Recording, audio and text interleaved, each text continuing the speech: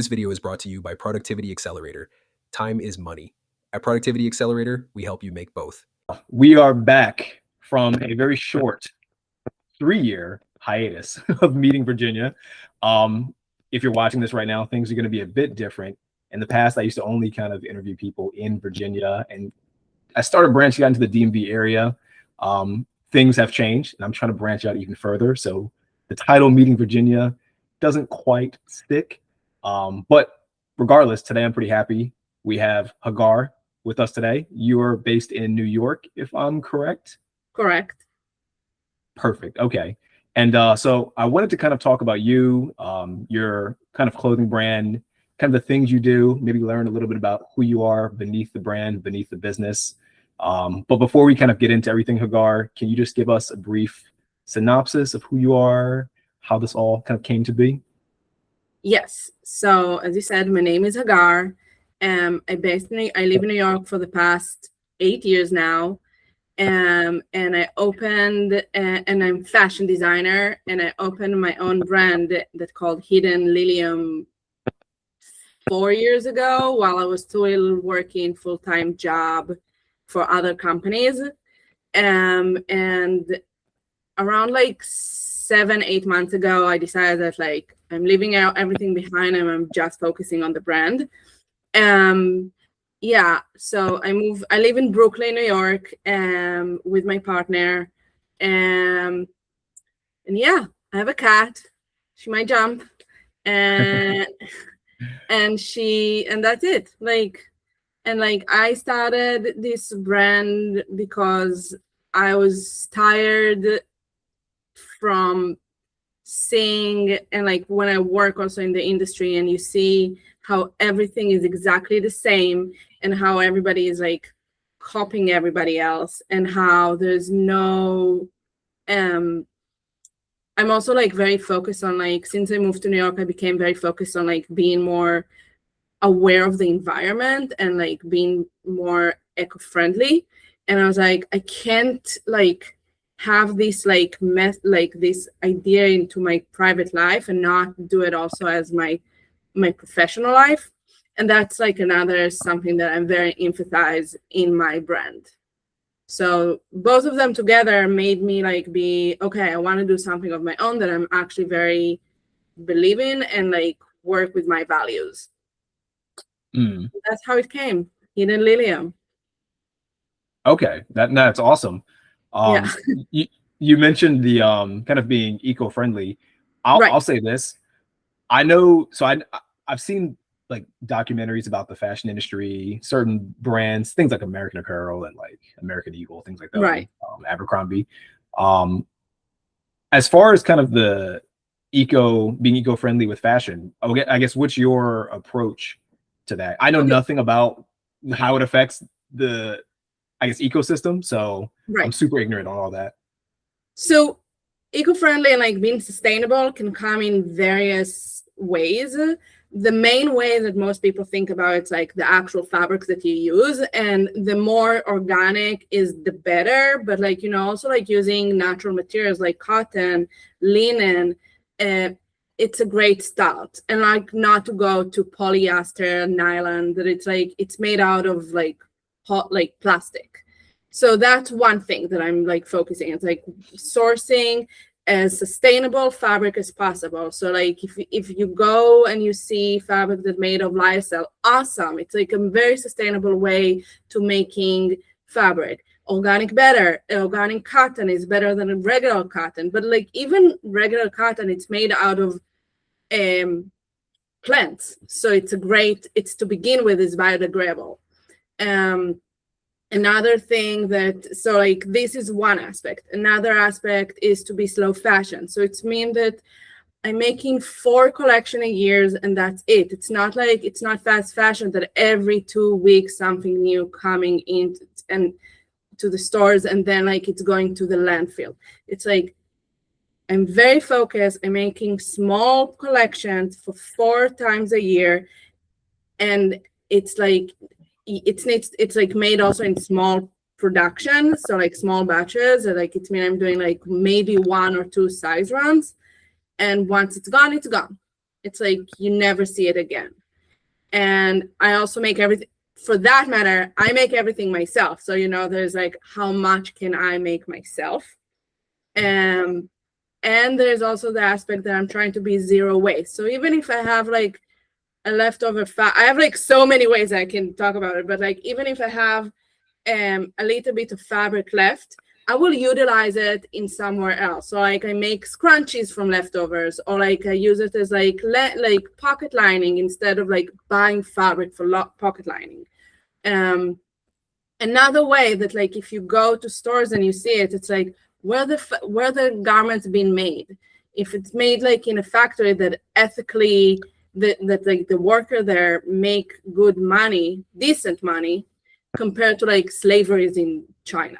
Those like a few aspects of being sustainable. It's like ethically sourcing of the fabric, ethically sourced of like the factories, and then that it's not going back to the landfill. Now, that's how. And I also like whatever I've left, there's companies that you can go and drop like leftover fabric, and they recycle the fabric and make new fabric out of this. So like I'm like trying to be zero waste as possible. No, that's awesome. I'm sure people appreciate that too. I saw my wife and we saw a documentary a few months ago. I want to say, I forget what it's called. I wish I could remember the name of it. And I'd heard that some of these like gigantic like fashion companies, I think I always mispronounce the word, like Shein. Yes, yeah. I've heard like they were notorious for, I guess, inventory that's not purchased, or even if it is purchased and people do whatever with it, it gets shipped to like a random country or something, and just it's like Shein, like just saying the name makes me want to scratch, like it's scroll under my skin in a way. And like it's like it just like Shein is like fast, it's like super fast fashion. It's like they make stuff it's almost every day there's something new coming. And then like it's like the problem is it's like, and I get it, it's cheap, but like then you need to ask yourself, why is it cheap? Like clothes should not be like, something is going wrong when it's that cheap, because something is like something is not okay. It's like either like the people don't get enough money, or the fabrics are really shady. And there was like Greenpeace did like not too long ago checked like about that, and it said that like they have 5 times more the amount of chemical in the clothes and that like you should have on your clothes. And like Shein makes it's like on your skin, it's absorbed in your body. It's like insane. Yeah, I've heard that before. I've heard stories about that before. Yeah. You said something I wanted to ask you about. It was one of the questions I had prepared, and I'm gonna get to it now before I forget, since it kind of came up already. I imagine that designing the different pieces yourself. And did you say that you also make them all yourself? I make everything myself. At this moment, everything I make myself. Okay, that is awesome. I imagine that takes a lot of time. That's probably a very difficult process. I wanted to ask if you'd be willing to kind of walk us through, I guess, from like concept to on the shelf or at a pop-up that you do, what that process looks like. Yeah, definitely. So as I said, I do like 4 collections a year, and I try to do like, when I'm thinking about the collection, I try to do spring, summer, and fall holiday. And then it starts with like, I'm like usually first thing I'm doing, it's like I'm going to see what's in the big fashion shows. So like I'll go see what's like Gucci, Prada, Chanel, and Versace. I want to see what they are doing, not that, but like, and I want to see if I can see some kind of trend that can give me an idea what can be in the next season. And then, okay, if I see like, for example, I noticed some kind of trend that like gave me the inspiration for the spring, summer, that it's now on the website, to go to the Mediterranean summer, like European summer Mediterranean vibe, like Italian coast, like the warm weather. So the minute I have this idea, like Mediterranean vibe. So I'm going and I'm sourcing photos that like from that kind of world. Like I go to see what it means Italy, in South France, and I find like photos that like talks to me, and I build a mood board. And from there, I'm picking like ideas that I want to like implement into my collection, and then I start to sketch. And then after I have like how many pieces I want in the collection, it's now one of the difficult stuff. It's like to find the right fabric for each design. And some of the time I can go to like, because I live in New York City, I can go to the garment district here and actually go and source myself. But the garment district, unfortunately, getting smaller and smaller here. And I go also online and I see what I can find online. And yeah, and then it's to start to make the pattern for like the shape of the clothes, the pattern it's called, and sew it. And then there's a photo shoot, and then to prepare the website, to make sure that everything is correct on the website, and then it's either get launched on the website and or go to like store pop-ups that I'm doing. But yeah, that's the process. Okay, that is intense. That's a lot. It's a lot. It's like, it's a lot. So I guess how far in advance, like how, maybe you answered this, maybe I missed it. How long, I guess, from like when you're sketching to actually making the piece, does that take like several months for like, say, for example, one, or I guess 4 pieces or so, or like? No, I got now to a pace finally that I'm like more in advance than like to the place that I'm like a little bit more advanced. So I'm like I'm now finishing sewing the first sample for fall. And after I have the samples, I'm planning to do a photo shoot in like the next, here my cat, see a tail. I'm now finishing to do for the fall 26. And then I'm planning to do a photo shoot like in the next less than a month, hopefully. Okay. And then I have time to work on everything before it actually gets launched on the website. Because I don't think I'm going to launch it before September. I have time for like the fall stuff. But like I'm already working right now on the inspiration and the ideas for like next spring, summer, because I need to, because I started to think about what am I going to like, what do I get from around? And it's perfect time because like there's new collections that's coming out with like the big brands, so I can like see what they have, see how it's moved me, and then like what can I to do like the whole process again. Okay. Yeah. There was a question I was about to ask you and it just kind of escaped my mind. It was a good question, that's why I forgot it. There was another question though. So I wanted to ask, you mentioned before that you were working kind of a full-time job and you jumped into this. Right. Was the previous job, if you don't mind me asking, was the previous job fashion related or is it something entirely different? No, I always worked in fashion. Like I was working, always. I was a designer. I would work, but like before I worked for like 5 years for like menswear company, in a small boutique. That was great. I loved it. And then I moved to like a big corporate company. And that was like, for me, it's like, okay, you need to do the jump. You need to do it. But yeah, I was always a designer. Okay. So, were you always geared down this entrepreneurial path, or was it something that more came after that recent job, if that makes sense, that question? Yeah. No, I actually, like, when I was like younger and when I was in school, it was like, yeah, I'm okay. Like, for me, it was like, yeah, I'm okay, like, to work for somebody else. As long as my design is out there, I don't care if it's under my name or not. But the more I understood what are my values as a person, it's like, yeah, nobody out, like I need to do it my own.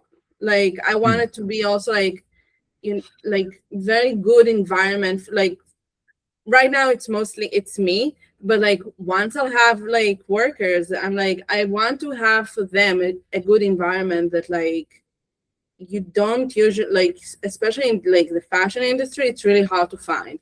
So it's like also like something that like I want to have, like people would love to come and work for me.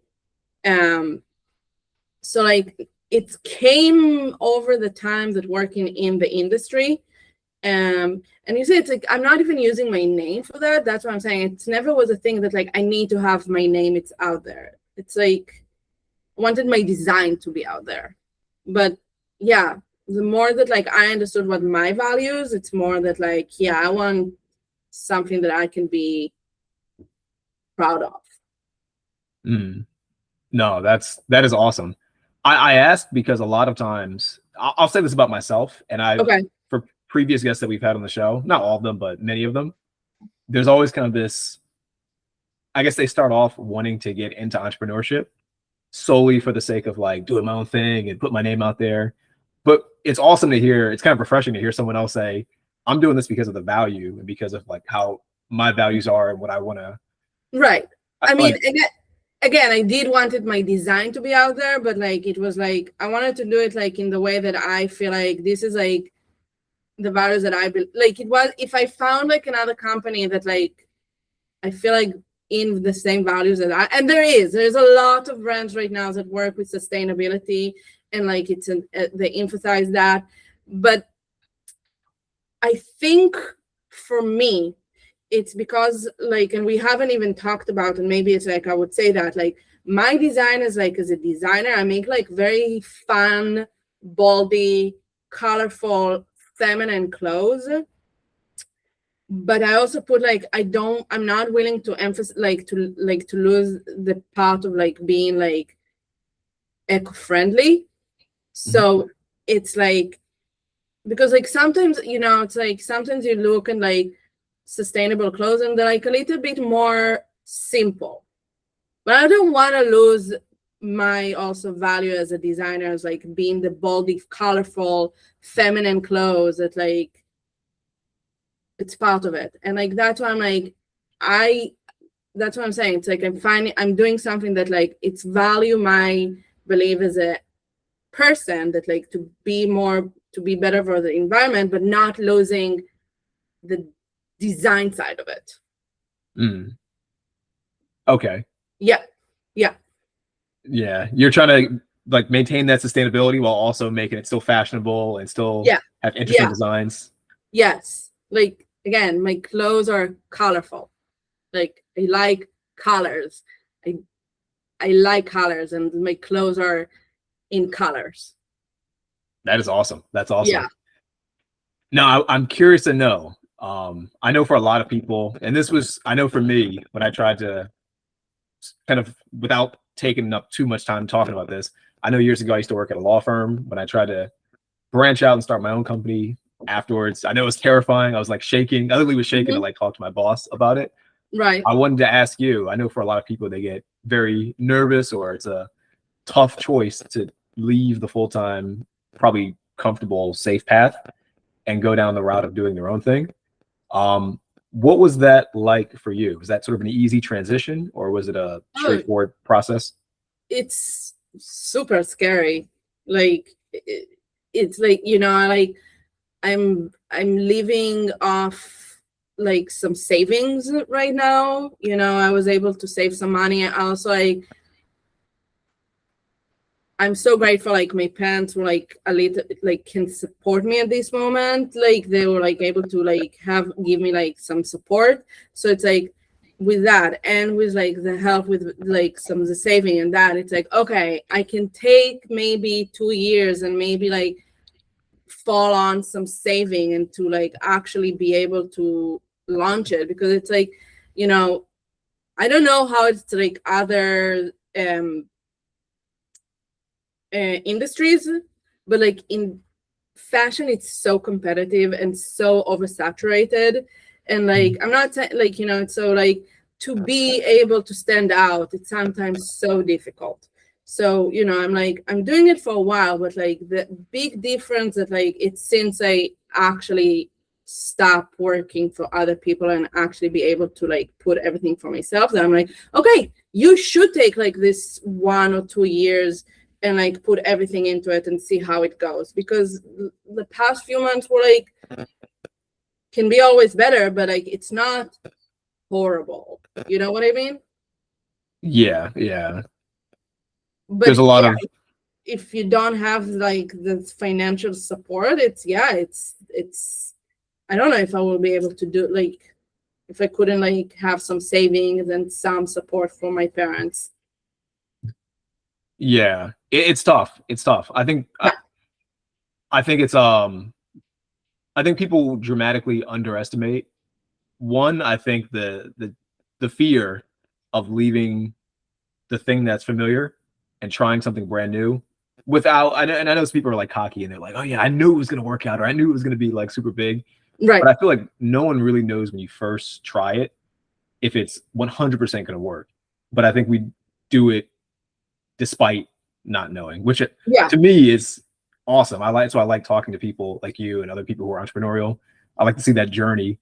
But I also like to highlight for anyone watching how difficult it is, you know, for people to kind of jump into that. There's another question I had, and it keeps all of the best questions keep just like popping out of my head. That's how you know they're so good. I did want to ask, so you brought up that the fashion industry is competitive, and I'm sure everyone watching understands that. Do you have any, I guess, outside of your designs and maybe outside of the eco-friendly type of materials, do you have any other, I guess, strategies or methods or maybe even philosophies that make your brand stand out more than other local brands or other even big brands? I know it's probably like a really loaded. This is a very tough question.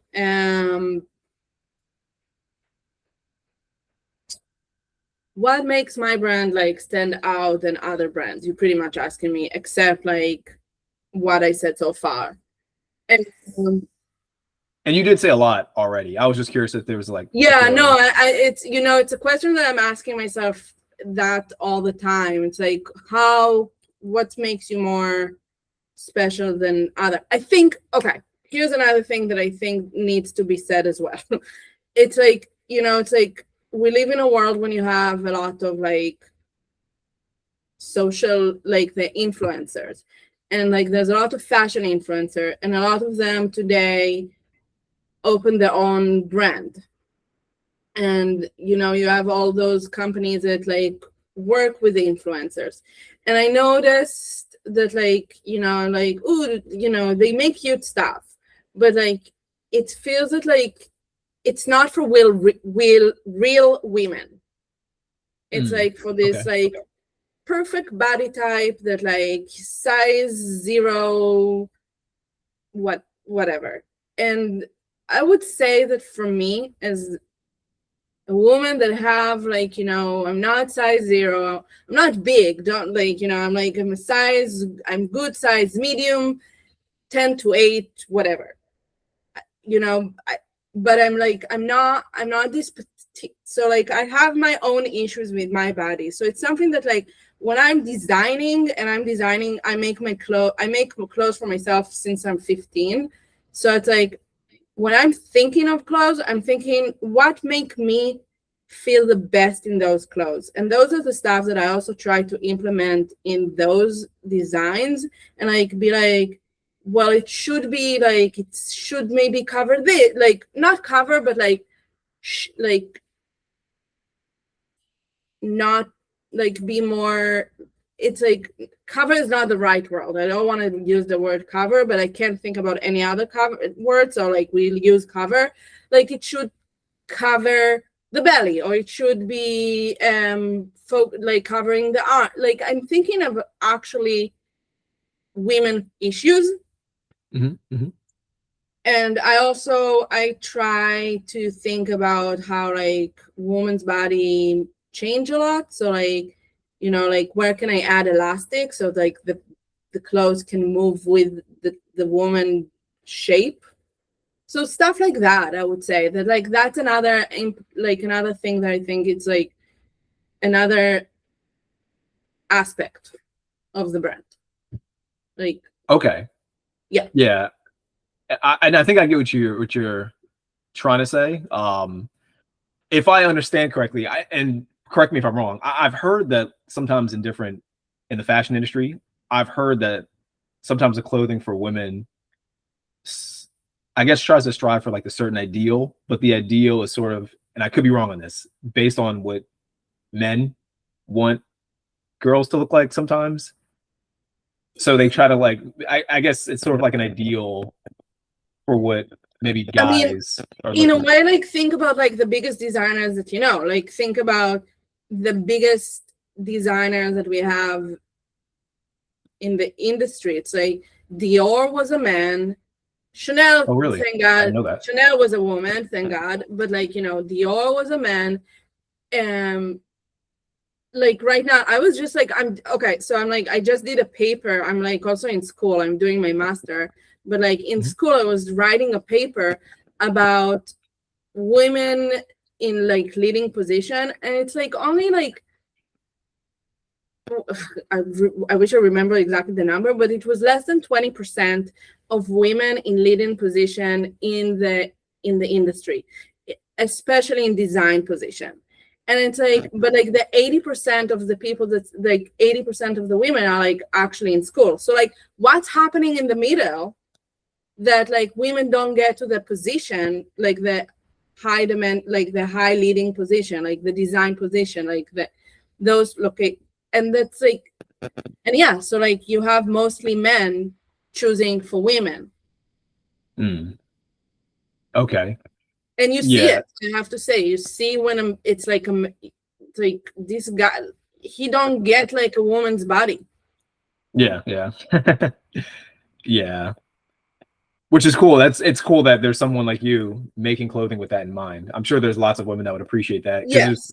things that they're like, oh, this is awesome that this clothing fits. And again, I'm a guy, so I don't know, but it's like, oh, if the Right. clothing fits me in this certain way, the other brand that I get never has this in mind, because it's some guy, maybe even if he's not designing it, he's approving it, or he might sort of Right. tweak A, B, and C. So Yeah. that's really interesting. Yeah. I never thought much about that. But that's pretty cool. So I wanted to ask about this as well. The name Okay. Hidden Lilium. What's the origin story behind that name?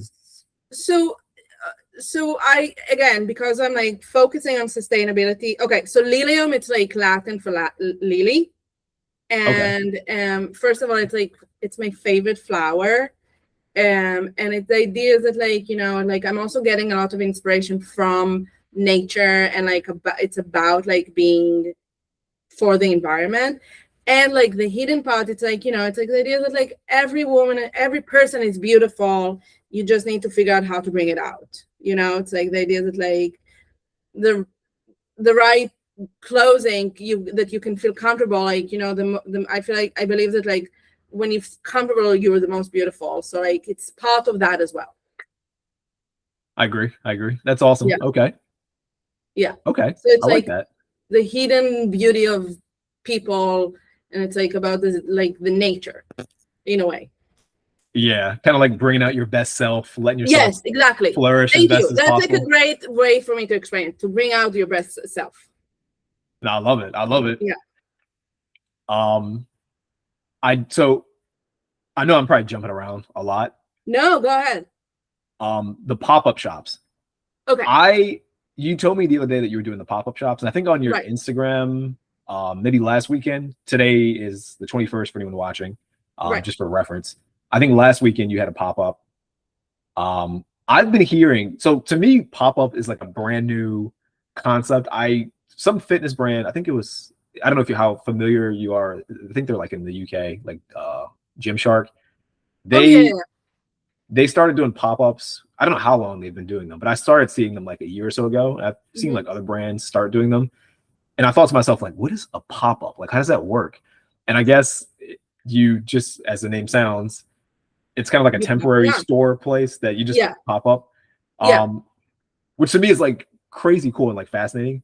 What is I guess I'm curious to know like the process of even doing a pop-up. Like, is it something that, are you doing it like with a store, or is that, do you just like rent space? Like, I know nothing about this process, but I think it's fascinating. So it's really depends. There's like a few ways to do it.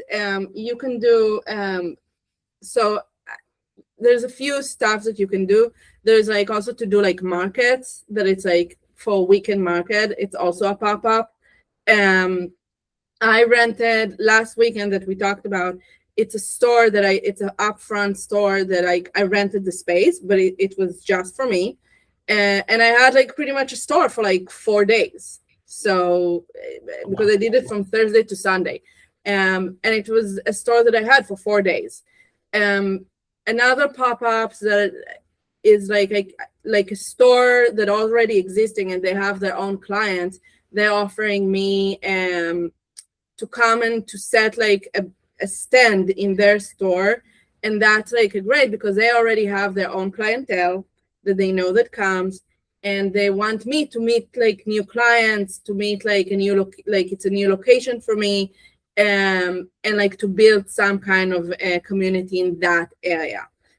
So like there's that aspect. I did a few time like markets that did not work as well for me from what I noticed.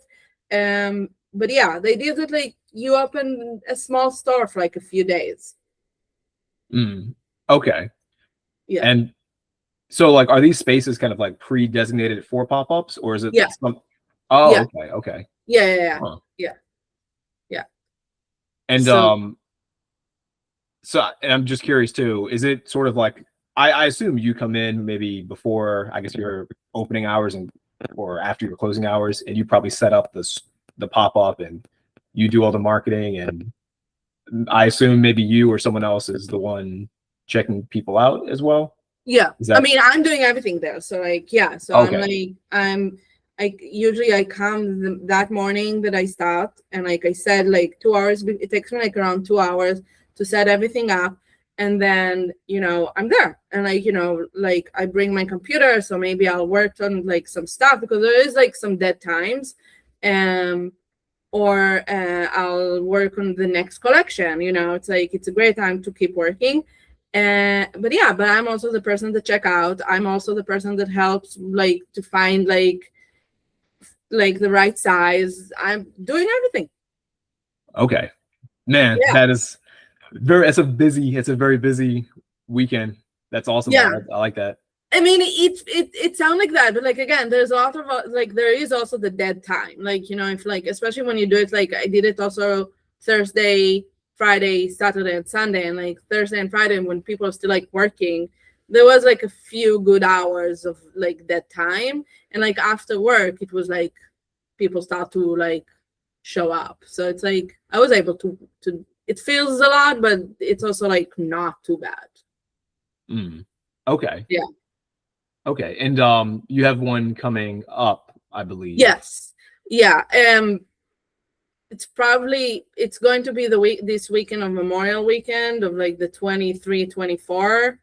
If it will come up, I don't know if the show will come up before, but if you guys in Greenpoint, come and see me. I'll be at like the local Colors boutique store. Yeah. Very nice. Very nice. One of these days, if I'm ever in the area, I know I'm probably not your target demographic, but my wife might be. My wife might be. So, yeah, if we're ever in the area, we'll definitely come through, buy some clothing, support the business. Yeah. I guess before we start to wrap up, I wanted to ask, is there anything that you wanted to talk about or bring up that I might have missed? I mean, I think like, we covered everything up. Like, you had a great question. I appreciate that. I'm a bit disappointed because I know I had better questions that kept popping up, but I'm trying to like, I don't know, as I'm listening, a question might pop up but I'm also trying to like keep listening, so I don't want to think about the question too much. Right. And then it's like, oh, that question was so good. I wanted to ask her about that. Now I don't remember what the question is. And I know the very second we finish this call, the questions will they'll pop back in my head, and it's like, oh, of course, now they're here after the. Well, I'm always happy to come back. So if you have more questions, but I mean, you know, it's like I'm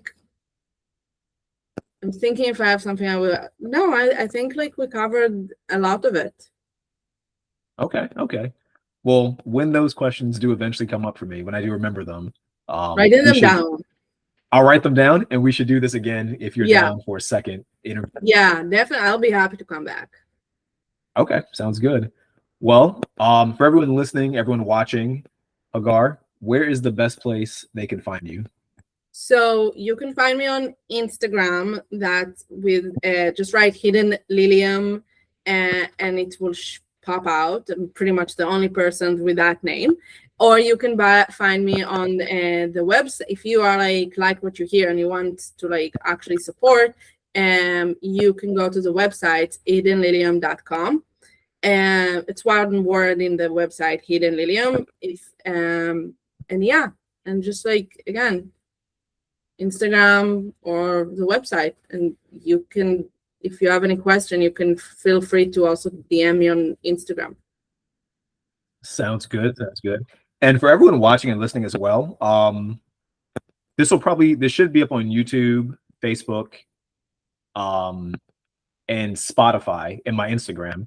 I'll put the Instagram of Hidden Lilium, and I'll put the website as well, just so that way it's easy for people to find your Instagram and your website. But if you have nothing else, Hagar, I appreciate you coming on the show. It's been awesome. Hope to have you on again very soon. Yeah. No problem. Thank you so much. And for everyone watching and listening, I hope you had a fantastic time. Go out there. Hagar has pop-ups. Go check out the pop-ups. I feel like I haven't been to one yet, but I imagine that a pop-up is like a cool experience. You're actually going out there. It's temporary, so it's like get it while you can. Yeah. The clothing isn't like once it's gone, it sounds like it's gone, which makes it, in my opinion, more valuable. But yeah, hope a lot of people show up at the pop-ups, and hope you guys link with Hidden Lilium and Hagar, and hope to see you guys in the next podcast episode.